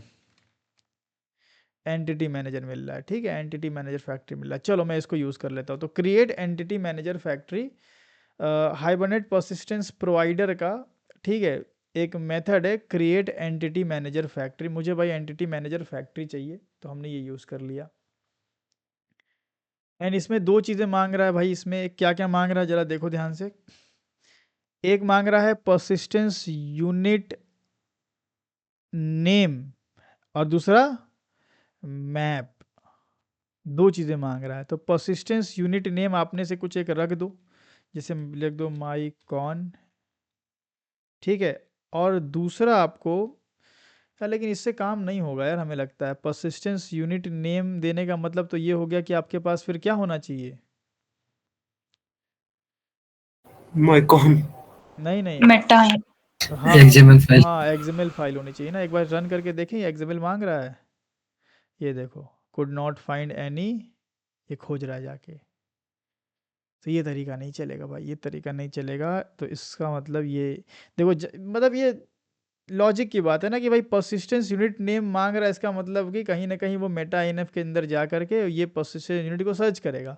तो वो जैसे ही आप रन करोगे वहीं तुरंत बोल रहा है could not find Meta enough, ये तो हमें मिल ही नहीं रहा है। तो ये तरीका, ये तो वही एक्सएमएल वाला अप्रोच फिर से जा रहा है। तो ये हम लोग मेथड चेंज करेंगे, create container entity manager factory. इसमें आपको परसिस्टेंस यूनिट नेम नहीं मांग रहा है, तो ये वाला आप यूज़ कर लो, ठीक है। मेथड का नाम क्या है, create container entity manager factory, और ये आपको दे देगा एंटिटी मैनेजर फैक्ट्री, ठीक है। एंटिटी मैनेजर फैक्ट्री आपको यहाँ मिल गया। अब सवाल ये है कि एंटिटी मैनेजर फैक्ट्री जो आपको ऑब्जेक्ट मिला, इसको आपको डिटेल भी तो देनी पड़ेगी ना, कि ऐसे ही हो जाएगा काम?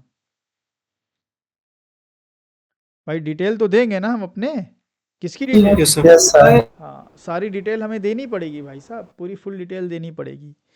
और डिटेल के लिए मेरे पास भाई ज़्यादा कुछ तरीका है नहीं भाई, सिर्फ इस मेथड का सिर्फ 2 ही पैरामीटर है, एक है मैप और एक है परसिस्टेंस यूनिट इन्फो।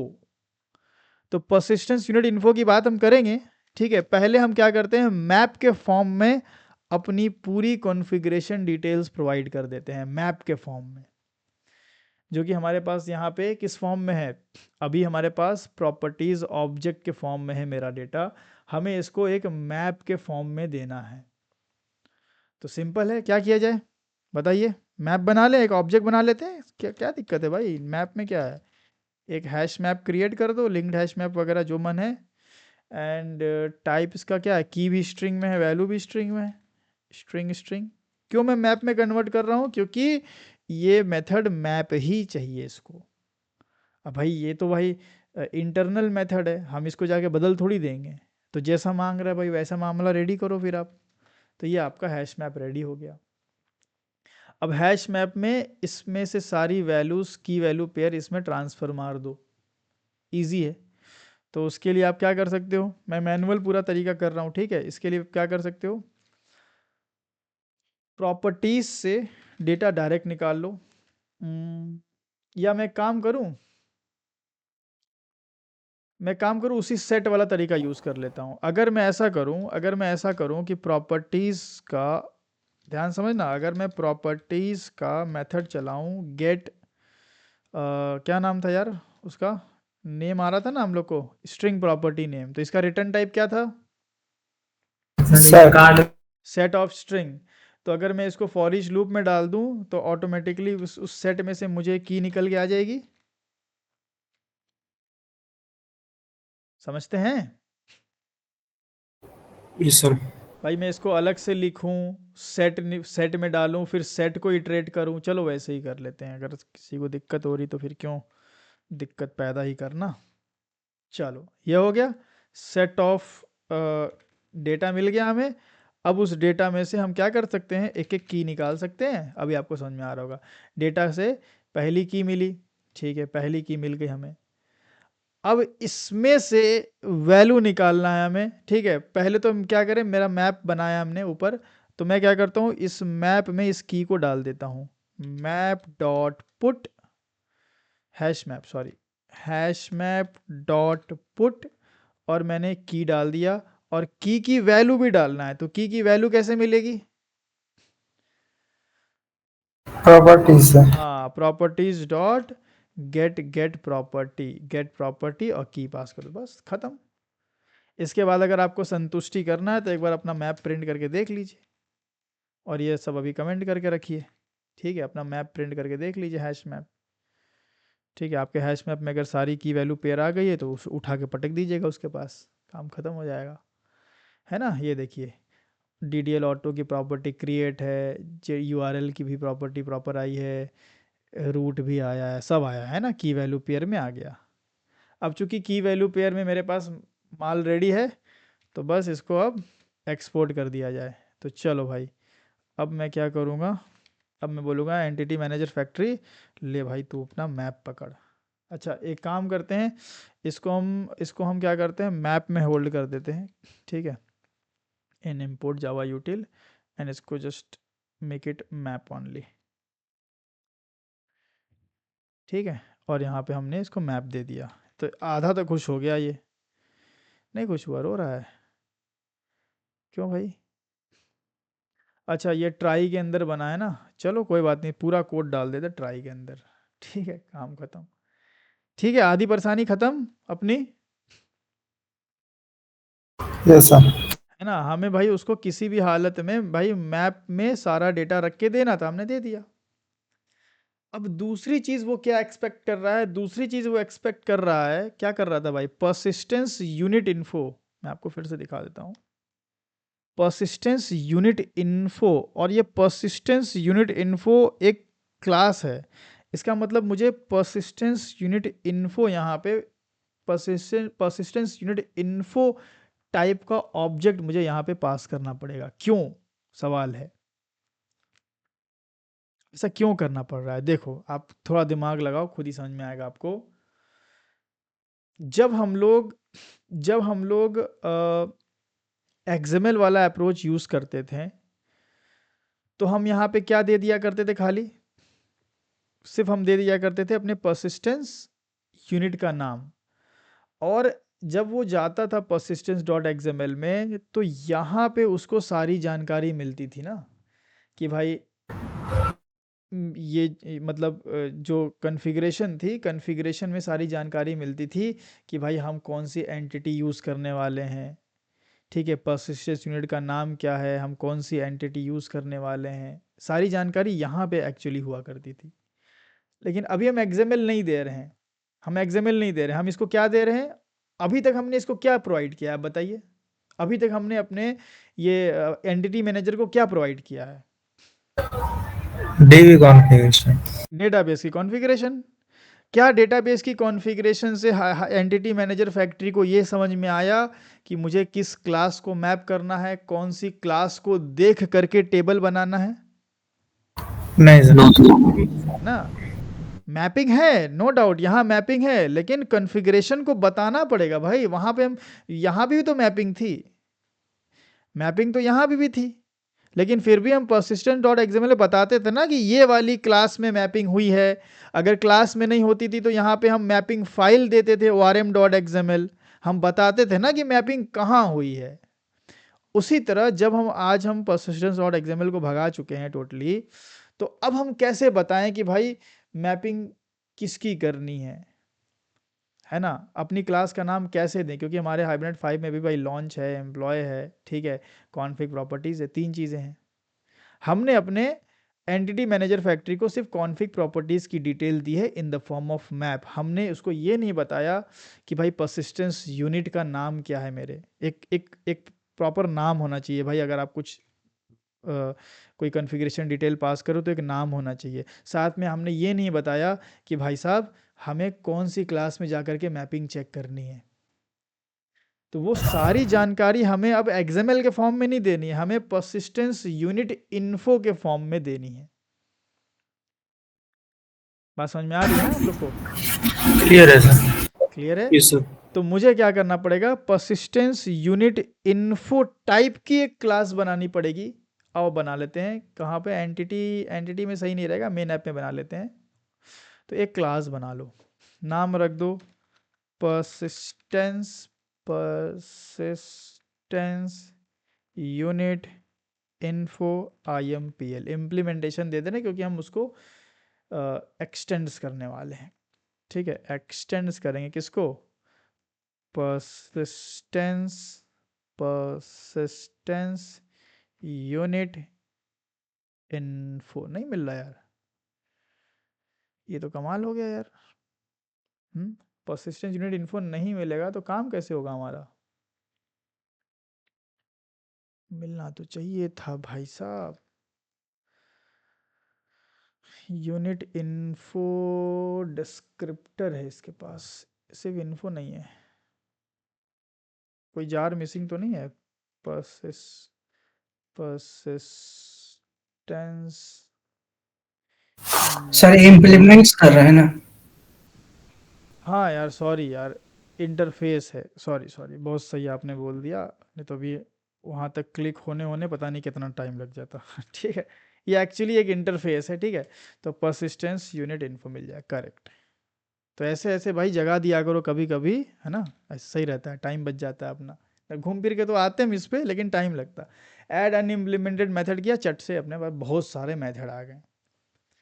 अब आपको क्या करना है, आपको सारे मेथड यूज़ नहीं करना है। मेथड तो आप देख रहे हो कि बहुत सारे हैं भाई, ऐड ट्रांसफॉर्म ये वो, बहुत सारे मेथड हैं भाई। आपको लेज़ी लोडिंग, डर्टी चेकिंग करनी है तो ये यूज़ होता है, ठीक है। एक्सक्लूड वाला मान लो कि स्कैन एडिशनल एंटिटीज़ के लिए स्कैन करने के लिए यूज़ होता है। क्लास लोडर प्रोवाइड करना, बहुत सारी चीज़ें तो यहाँ पे ज़रूरत भी नहीं पड़ती। अगर आप XML नहीं यूज़ कर रहे हो तो बहुत सारी चीज़ों की तो ज़रूरत भी नहीं पड़ेगी। तो सारे मेथड आपको यूज़ नहीं करना, मैं आपको जितना अभी बता रहा हूँ आप सिर्फ उतना यूज़ करें, बाकी अगर इन फ्यूचर अगर नीड होगी तो हम एक्सप्लोर कर लेंगे, ठीक है। तो यहाँ पे आपको क्या करना है, सबसे पहले तो आपको पर्सिस्टेंस यूनिट इन्फो टाइप का ऑब्जेक्ट मिल गया जो कि आपका ये मेथड मांग रहा था, तो पहले तो प्रोवाइड कर दो भाई, इनका काम खत्म करो। New persistence unit info implementation, खत्म काम इनका। ये यही ना बोल रहे थे कि मेरे को भाई दो तरह का मुझे मेरे पास भाई दो आर्गुमेंट चाहिए हमको, एक persistence यूनिट इन्फो टाइप का और एक मैप टाइप का, हमने दोनों दे दिया, कोई एरर नहीं, ठीक है ना। अब Yes, sir. हाँ, अब एंटिटी मैनेजर फैक्ट्री से हम बोलेंगे भाई मुझे ना निकालो, हमारा मैनेजर निकालो। तो ये हमारा मैनेजर निकलेगा और चट चट चट काम करेगा। ये लो भाई हमारा मैनेजर दो। एंटिटी मैनेजर फैक्ट्री से बोलेंगे तुम सारा काम रेडी कर दिए, तो क्रिएट एंटिटी मैनेजर मिला और हम इंसर्ट मारेंगे। डेटा एक बार चेक कर लें, हालांकि हमने तो क्रिएट करके रखा है तो डेटा तो डिलीट हो ही जाएगा ना। कहाँ गया भाई, क्रिएट कहाँ करके रखा था, कॉन्फ़िग में ना, क्रिएट, तो ये तो हो ही जाएगा, चलो कोई दिक्कत नहीं। अब सारी जानकारी हमने इसको दे दी, लेकिन अभी हम रन करेंगे तो देखो एक प्रॉब्लम आएगी, यहाँ पे नल की प्रॉब्लम आएगी, नल पॉइंटर एक्सेप्शन आ गया। अब ये नल क्यों आया, देखो यहाँ पे अगर बता रहा हो ये नेम की वजह से आएगा यहाँ पे, चलो हम इसको सही करते हैं। देखो इसलिए प्रॉब्लम ये हुई क्योंकि आपने जो परसिस्टेंस यूनिट इन्फो का ऑब्जेक्ट दिया है, उस ऑब्जेक्ट से जो ये डिटेल फेच आउट कर रहा है, उस डिटेल को ये इंटरनली यूज़ कर रहा है, लेकिन वो डिटेल में नल होने की वजह से नल पॉइंटर एक्सेप्शन आ गया। तो कौन सी वो डिटेल यूज़ कर रहा होगा, सबसे पहले यहाँ पे आपको कहाँ चला गया भाई मेथड, कहाँ चला गया भाई, परसिस्टेंस यूनिट नेम था ना यार, कहीं दिख रहा है कहीं आप लोगों को, get mapping file, get persistence unit name, method गायब कर दिया क्या, अच्छा ये रहा यार, इतने मेथड। हाँ, तो इसका नाम दे दो कुछ माइकॉन, क्योंकि ये इंटरनली यूज़ होगा, अब ये नल जाएगा तो फिर लफड़ा करेगा। तो यहाँ पे हमने एक परसिस्टेंस यूनिट नाम दे दिया। एंड अब अगर आकर के हम रन करें, अभी दिक्कत तो अभी भी होनी चाहिए ना, क्योंकि अभी भी हमने अपनी एंटिटी क्लास का नाम नहीं बताया है। देखो अभी नल नहीं आ रहा, लेकिन क्या बोला, अननोन एंटिटी। भाई कौन सी एंटिटी पे काम करना है हमें नहीं पता, तो आओ एंटिटी भी दे दें। अब एंटिटी कैसे दिया जाता है इसमें, तो एंटिटी देने के लिए आप थोड़ा ऊपर आ जाओ, थोड़ा ऊपर आ जाओ, ऊपर आ जाओ, कहाँ गया, हाँ ये रहा, गेट मैनेज्ड क्लास नेम। इसमें आप कई सारी एंटिटीज़ दे सकते हैं। आप मान लो डिफरेंट डिफरेंट एंटिटीज़ पे काम कर रहे हो, मान लो भाई हाइवेनेट मैपिंग कर रहे हो 1 to 1, मैनी टू 1, मतलब कई बार ऐसा होता है कि एक एंटिटी नहीं कई सारी एंटिटी होती है। आगे हम पढ़ाएंगे, एम्बेडेड है, एम्बेडेबल है, दो दो क्लास, तीन तीन क्लास आपस में जुड़ी हुई होती हैं। तो जितनी भी एंटिटी क्लास है भाई सब दे दो आप, है ना, जितनी भी एंटिटी क्लासेस हैं सब दे दो आप। तो लिस्ट के फॉर्म में आप मल्टीपल एंटिटीज़ दे सकते हो एक लिस्ट के फॉर्म में। तो यहीं से रिटर्न कर दो, एक लिस्ट रिटर्न करना कौन सी बड़ी बात है। एरेज डॉट एरेज, ये यूटिल ना, डॉट एज लिस्ट, और यहाँ से आप अभी तो हम सिर्फ एक ही कर रहे हैं, लिस्ट के फॉर्म में चूंकि करना है, तो com dot main app dot entity dot employ, ये दो डिटेल अगर आपने दे दिया ना तो बस काम हो गया। अब कहने का मतलब देखो एक सिंपल सा है ना, कि जो हम डेटा persistence डॉट एक्सएमएल में दे रहे थे कॉन्फ़िगरेशन डिटेल को छोड़ करके, समझो बात को, persistence डॉट एक्सएमएल जो हमारी एक्सएमएल फाइल थी, ये अगर मेरी, एक मिनट यार वायर हटा यहाँ से, हाँ ये हमारी जो persistence डॉट एक्सएमएल फाइल है, तो इसमें अगर कहीं पे मेरी कॉन्फ़िगरेशन डिटेल थी तो कहीं पे मेरा अदर डेटा भी था ना, क्यों नहीं था। एग्जाम्पल के तौर पे क्या, मैपिंग क्लास नेम, आवाज़ आ रही है आप लोग को, यस सर। तो कहीं पे कॉन्फ़िगरेशन की डिटेल है तो कहीं पे अदर डेटा भी है, और इसी को बोलते थे हम लोग persistence डॉट एक्सएमएल। जब मैं इसको प्योर जावा अप्रोच पे स्विच किया तो ये चीज़ें ना ब्रेक डाउन हो गई, अदर डेटा आ गया अलग फॉर्मेट में, कॉन्फ़िगरेशन आ गई अलग फॉर्मेट में। बता सकते हैं किस किस फॉर्मेट में आई ये चीज़ें, अदर डेटा किस चीज़ में देंगे और कॉन्फ़िग कब देंगे, अब किस में, प्योर जावा अप्रोच में।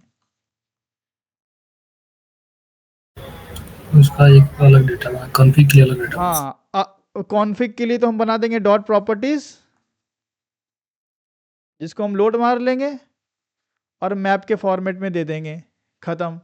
और अदर डेटा के लिए हम क्या करेंगे, परसिस्टेंस यूनिट इन्फो इम्प्लीमेंटेशन का ऑब्जेक्ट प्रोवाइड कर देंगे। तो पहले पहले हम यही दे देते थे किसको, एंटिटी मैनेजर फैक्ट्री को। अब हम ये दो चीजें दे रहे हैं। बात समझ में आ रही, थोड़ा क्लियर हुआ डायग्राम से? सर परसिस्टेंट यूनिट वो भी डिफॉल्ट इम्प्लीमेंटेशन नहीं प्रोवाइड की है वेंडर ने? भाई उसकी बेसिकली ना वो पूरा का पूरा एक इंटरफेस है। प्रॉब्लम यही है, अगर वो क्लास होती तो एक इम्प्लीमेंटेशन हमें मिल सकती थी, उसको हम ओवरराइड कर सकते थे। चूंकि वो इंटरफेस है, तो इंटरफेस होने की वजह से हमें प्रोवाइड करना पड़ेगा। और डिफ़ॉल्ट इम्प्लीमेंटेशन प्रोवाइड कैसे कर लेता है यार? अब सोचो ना कि उसको क्या पता कि हमारे क्लास का नाम क्या है, एम्प्लॉय है, राजू है, काजू है, माजू है।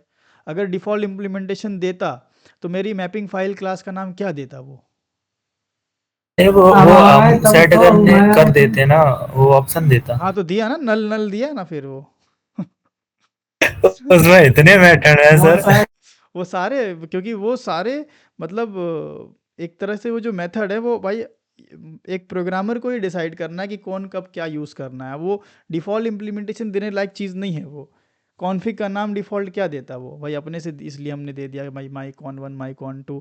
फिर बात आया कि भाई कौन सी मैपिंग क्लास, तो आप अपने से दे दो, लिस्ट उसने दे दिया। मतलब उसने सारा एक आपको ब्लूप्रिंट दे दिया कि रिटर्न टाइप ये होगा, इसमें आपको ऐसा ऐसा करना है, बस आपको अपनी वैल्यू पुट ऑन करना है। तो इंटरफेस दे के एक स्टैंडर्ड तो दे ही दिया ना, उससे आप कितना उससे एक्सपेक्ट करेंगे आप? ठीक है, तो ये है भाई कुछ इस तरीके से। अब हम लोग इसको चेक कर लें, ठीक है? तो अब इसको हम लोग चेक कर लेते हैं, ठीक है? तो यहाँ पे हमने क्या किया, हमने यहाँ पे अपनी क्लास का नाम दे दिया है, ठीक है? ठीक है, मैपिंग क्लास का नाम। और यहाँ पे परसिस्टेंस यूनिट का नाम भी हमने दे दिया। कहाँ गया यूनिट का नाम, दिया कि नहीं दिया यार? बार बार खो जा रहा है यार ये। यार इसको कट मार के ना ऊपर करो, उतना नीचे वो घूमने का नहीं। इसको ऊपर रखते हैं दोनों को, जो हम लोग ने काम किए हैं ना जिसमें, इसको ऊपर रख लेते हैं। ठीक है, तो ये दोनों हमने मटेरियल दे दिया। अब भाई मतलब कि मेरे एंटिटी मैनेजर को सारी डिटेल पता हो गई जितनी अभी नेसेसरी है। अब ये काम कर देगा। आओ चेक किया जाए इंसर्ट होता है कि नहीं। तो रन एज जावा एप्लीकेशन, ये देखो हो गया, काम ख़त्म। और रिफ्रेश किया, ये डेटा आ गया। तो इस तरीके से भाई शो एसक्यूएल हमने नहीं लगाया, इसलिए एसक्यूएल नहीं लिखा, नहीं तो पूरा लिखता होता वो। ठीक है, तो इस तरीके से हम लोगों ने 3 अप्रोच पे सिंगल रो ऑपरेशन किया। कौन कौन सा? एक हमने प्योरली एक्सएमएल अप्रोच पे किया था, जो कि कल हम लोगों ने जिसकी बात की थी, जिसमें परसिस्टेंस था, ओआरएम था। फिर हमने हाइब्रिड पे गए। अगर आप देखोगे यहाँ पे तो आपको ये हो सकता है लास्ट वाला कॉम्प्लेक्स लग रहा हो, और सबसे कन्वीनियंट आपको शायद हाइब्रिड वाला लग रहा होगा, है ना? Yes sir. हाँ, हाइब्रिड वाला हमेशा से ही फ्लेक्सिबल लगता है। हाइब्रिड में आपने एक्सएमएल में परसिस्टेंस में सब रख दिया, एनोटेशन खट खट मारा, मैपिंग हो गई, डन। इसमें थोड़ा सा चीज़ें लेंदी लग रही है, लेकिन ये चीज़ें इजी की गई हैं। आगे जब आप स्प्रिंग बूट में जाओगे या हाइबरनेट की नेटिव एपीआई जब एक्सप्लोर करोगे ना, नेटिव एपीआई में बहुत आसान कर दिया गया है। तो अब इसमें भाई ऐसा तरीका है, थोड़ा सा लेंदी तरीका, लेकिन वो भी अगर जो एक बार कर लेगा उसको नहीं लगेगा। ज़्यादा कुछ है नहीं, मतलब एक अगर ये देखो, ये एक कॉन्फ़िग फाइल को लोड करना, ये कहीं हाइबरनेट का काम है नहीं एक्चुअली देखा जाए तो। ये तो एक सिंपल मान लो कि कोर जावा का काम है। आपने कोर जावा का यूज़ करके कॉन्फ़िग डॉट प्रॉपर्टीज़ लोड किया, इसको मैप के फॉर्मेट में आपको बस प्रोवाइड करना है और परसिस्टेंस यूनिट का इम्प्लीमेंटेशन देना। अगर इतना कर देते हो तो कोई एक्सएमएल की ज़रूरत नहीं है, प्योरली जावा में आप सारे ऑपरेशन परफॉर्म कर पाओगे। ठीक है, अब इतना काम अगर आप लोगों ने कर लिया, ठीक है, तो अब हम लोग रेडी हैं। इतना अगर प्रैक्टिस आप कर लेते हैं तो हम तो भाई आगे बढ़ेंगे, लेकिन आपको रेडी रहना है अगले सेशन से। अब हम लोग मूव करेंगे कहाँ पे? आज नहीं, कल के सेशन में हम लोग शुरू करेंगे बल्क रो ऑपरेशन। अभी हम नेटिव एपीआई को एक्सप्लोर नहीं करेंगे, हाइबरनेट की जेपीए इम्प्लीमेंटेशन पे ही हम रहेंगे। इसमें भी अगेन बल्क रो में 3 अप्रोच देखेंगे, एक्सएमएल, हाइब्रिड और प्योर जावा एनोटेशन बेस्ड। ठीक है, तो बल्क रो ऑपरेशन के लिए क्या क्या करना पड़ेगा? एसक्यूएल के थ्रू हो सकता है, जेपीक्यूएल के थ्रू हो सकता है और क्राइटेरिया के थ्रू हो सकता है। तो ये तीनों हम लोग देख लेंगे। तो उसके बाद फिर और भी बहुत सारी चीज़ें रहेंगी, जैसे हाइबरनेट की मैपिंग है और बहुत सारे नोटेशन है। तो कई सारी चीज़ें हम लोग क्योंकि ऐसा है ना कि हाइबरनेट जेपीए में और हाइबरनेट नेटिव एपीआई में बहुत सारी चीज़ें सिमिलर हैं बिल्कुल। जैसे एक नेटिव एपीआई है, नेटिव एपीआई। तो अब जैसे इसमें कनेक्शन का तरीका हमने आपको बता दिया। अब आपने देखा सिंगल रो ऑपरेशन में 4 मेथड मिला। नेटिव एपीआई में कनेक्शन का तरीका बदल जाएगा। जैसे यहाँ एंटिटी मैनेजर फैक्ट्री है, वहाँ सेशन फैक्ट्री है। यहाँ एंटिटी मैनेजर है, वहाँ सेशन ऑब्जेक्ट है। यहाँ पे भाई परसिस्ट मेथड मिल रहा है, वहाँ सीधा सीधा आपको सेव मेथड मिलेगा। ठीक है, सेव है। यहाँ पे फाइंड है, वहाँ गेट है। ठीक है, यहाँ मर्ज है, वहाँ अपडेट है। तो इस तरीके से थोड़े थोड़े मेथड बदले बदले से दिखेंगे, लेकिन ऑलमोस्ट आपको लगेगा अरे यार काम तो वैसा ही हो रहा है बिल्कुल। अब बहुत सारी चीज़ें एकदम सिमिलर भी है, तो जो बिल्कुल एकदम एग्जैक्ट सिमिलर चीज़ें हैं, काफ़ी सिमिलर। आपको जो इंटरनल इम्प्लीमेंटेशन भले बदली होगी, लेकिन हमारे लिए जो सिमिलर चीज़ें हैं उनको हम नेटिव एपीआई में कवर कर देंगे। तो नेटिव एपीआई में बहुत सारी चीज़ें करेंगे। तो अभी हम लोग जितना सीख लिए भाई, आप उस पर कमांड कर लें अच्छे से, ताकि हम लोग बल्क रो के लिए रेडी हो जाएं। आज के लिए कहानी यहीं समाप्त करते हैं। That's all for today.